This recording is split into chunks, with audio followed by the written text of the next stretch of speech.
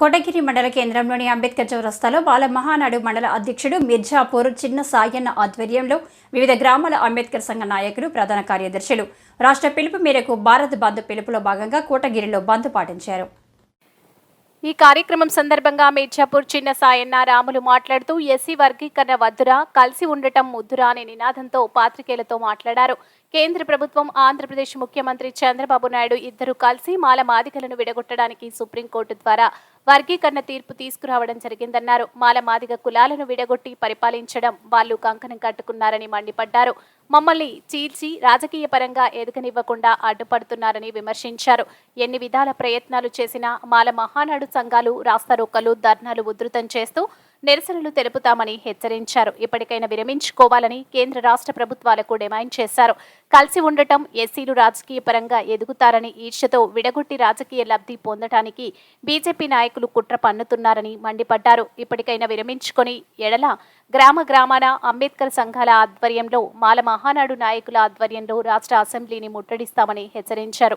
ఈ కార్యక్రమంలో మాల మహానాడు మండల అధ్యక్షుడు మిర్జాపూర్ చిన్న సాయన్న, ఉపాధ్యక్షులు కాళే సాయిలు, పుప్పల సైదయ్య, అంబేద్కర్ సంఘ అధ్యక్షులు బ్యాగరి రాములు, జంగం సాయిలు, పాల గంగారం, కొత్తపల్లి అధ్యక్షుడు పుప్పల మారుతి సాయిరాం, సాయి సతీష్, శివశంకర్, పోతంగల్ వీరేందర్, దోమలేడి గౌతమ్, రవి ఎత్తొండ, సంచు తుకారం, శంకర్, మొగులప్ప, కొడిచెర్ల బాబు, ఈవంతరావు, రవి, సాయిబాబా, సోంపూర్, సత్యపాల్, రాహుల్, గ్రామాల నాయకులు తదితరులు పాల్గొన్నారు.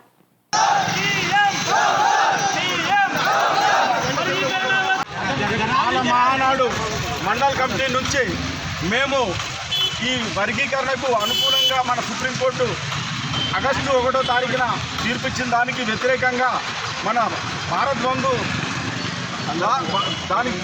దానికి సంబంధించి మేము ఇక్కడ కోటగిరి మరియు పొతంగల్ ఉమ్మడి మండలాల మాల సోదరులందరూ ఇక్కడ ధర్నా రాస్తారోకం చేయడం జరిగింది.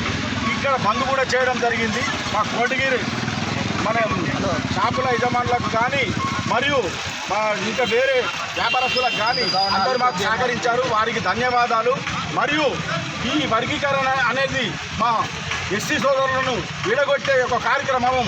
ఇది చంద్రబాబు నాయుడు ఆ రోజుల్లో మొదలుపెట్టిన కార్యక్రమం. ఇప్పుడు మోడీ సుప్రీంకోర్టు ద్వారా ఈ తీర్పు అనేది ఇచ్చినాడు.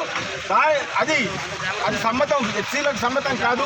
దేశవ్యాప్తంగా ఉన్న 100 మంది ఎంపీలు కూడా మా ఎస్సీ ఎంపీలు కాడ, ఎస్సీ ఎస్టీ ఎంపీలు కాడ దళిత ఎంపీలు ఒప్పుకుండడం లేదు. మరి మోడీ గారికి ఇంత ఇంట్రెస్ట్ ఎందుకు? మేము దళితులం కలిస్తే మీ అధికారానికి ఏమైనా ఆటంకాలు వస్తుందని మీ భయపడుతున్నారా? మన రేవంత్ రెడ్డి గారికి మేము ఒక సీఎం గారికి ఒక వినతి పత్రం ఇస్తున్నాము. మేము మీ మందకృష్ణ మాదిగ గారు బీజేపీకి ఓటేయండి అని బహిరంగంగా చెప్పినారు. కానీ మా మాల సోదరులందరూ మేము కాంగ్రెస్ ఓటేసి మేము తెలంగాణలో గెలిపించుకున్నాము.